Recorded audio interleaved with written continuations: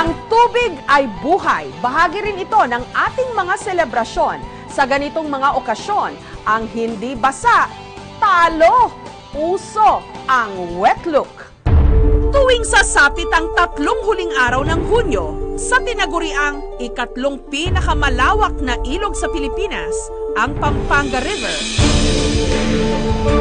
nagsasama-sama ang 150 hanggang 200 mga bangka para sa taunang pista ng kauna-unahang apostol at Santo Papa ng mga Katoliko, si Saint Peter o kung tawagin nila rito, si Apong Iru.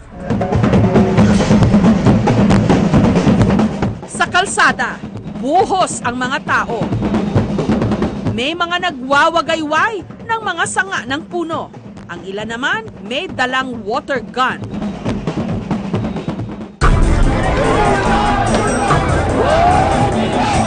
Sa dami na mga gustong sumama sa fluvial parade, ang bangka nag-overload.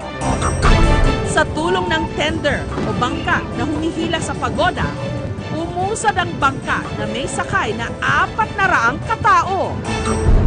Para sa seguridad ng mga deboto, nakaantabay ang ilang rescue team at pulis ng apalit. Ang pagoda ni Apong Iru, binaybay ang ilog ng Pampanga mula Kapalangan hanggang San Simon. Lahat nais itong masaksihan dahil ang naturang puon, di umano mapaghimala. Isa sa mga bangkang kalahok, ang bangka ng pamilya de la Cruz. Lalo raw tumindi ang kanilang pananampalataya nung na-stroke ang panganay nilang si Nika. Noong 2014, na-diagnose siya ng may sakit siya sa brain cavernoma.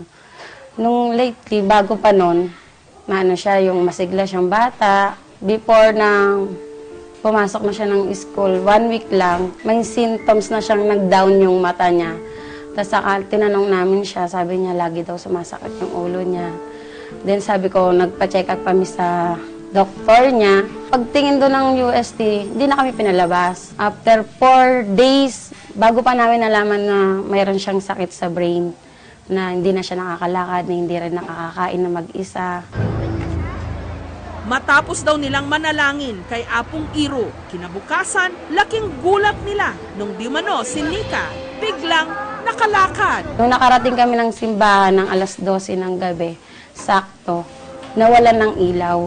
Doon tapos maya-maya, nagbukas din. Pag uwi namin dito na, ng 29 ng umaga, nagulat kami. Si Nika naglalakad na. On studies, ang children has a higher chance ng recovery compared sa adults. However, it is still case-to-case basis. At hindi lang daw yan ang ipinamalas na milagro ni Apong Iru. Dahil taong 2002, dito sa Kapalangan, nasunog ang buong bahay na pinaglalagyan kay Apong Iru.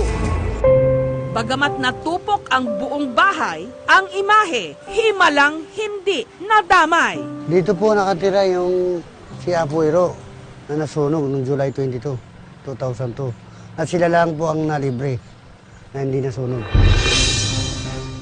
Ang puon, kasalukuyang nasa pangangalaga ni Augusto Toto Gonzales. Ika-5 henerasyon na siya ng pamilya Espiritu na salit-salitang nagiging kamadero o tagapagkalinga sa imahen. Kwento ni Seng, caretaker, pati siya na paghimalaan na raw ni Apong Iru. Nakatikim ako ng aksidente, car accident. Nabali, ang pamilya ko kasama, nabali ang hita ko. Nung nasa hospital ako, nagpakita sa akin sa panaginip yan. Dito ako pinauwi sa kanya. Umiiyak ako dahil hindi na ako nakapagsalita eh. Uungon lang. Sabi ko, pagalingin mo ako. Hindi na kita iwan ng kailanman. Ay, pangalawang araw nakapagsalita ako. Naigalaw ko pa ako. Yan, yun ang himalang binigay sa akin ni Apo. Gawa ang puon sa purong ivory. Sinlaki ng tao. Ang damit, korona, singsing at kwintas nito, gawa raw sa ginto. Ang kadalasang kinukuha na magburda ng suot ng santo, si Aling Baby. Humigit kumulang 30 taon na raw niya itong ginagawa. Mano-manong binuburda ni Aling Baby ang damit, gamit ang gintong sinulid na nanggaling pa raw ng Japan at China. Dagdag pa niya, ang halaga raw nito, umaabot ng 25,000 to 40,000 pesos. Yun nga lang, dahil magarbo ang damit ng santo, marami rin daw ang nagtatangkang nakawin ito. Pero kwento ni Seng, ang mga nagbalak daw na pag nakawan ng santo, hindi nagtagumpay. Galing na ako ng malengke, sabi ng misis ko sa akin, "Oh, Seng, tinanggal mo ba yung alahas ni Apo?" Sabi ko, "Ikaw naman, alam mo naman, tinatanggal ko lang yung alahas ni Apo kapag binibihisan ko. Pagyari mawawala." Sumagot ngayon ng nagnakaw. "O, ba't kinuha mo?" Inuutos daw sa kanya ni Apong Iro. Soli mo, sabi ko, soli mo. Kung nakaupo siya doon, pinatatayo ka, tumayo. Nakadikit pala puwit niya sa upuan. Ngayon, kung di ko sinabi sa kanya, kay Apo Iro, patayuin mo to, hindi niya alam ang ginagawa niya. 3 beses. Nung pangatlong beses kung sinabi yon, doon pa lang siya tumayo. Nagpunta kay Apo Iro, humingi ng tawad. Samantala nitong Huwebes, ibinalik na si Apong Iro sa St. Peter's Shrine. Muli ang St. Peter's Knights, mano-manong hinila ang pagoda.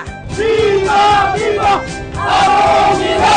Ang ilang deboto nagbasaan gamit ang hose. Ang iba naman nagsabuyan ng tubig na galing mismo sa ilog at pinaniniwalaang nakagagaling ng karamdaman. Matapos ang ilang oras, nakarating na ang santo sa shrine. Lahat ng tao nagdidiwang, lahat ng tao naghanda para dito. Pag nagdasal ka, yung inihiling mo sa kanya, ibibigay niya talaga.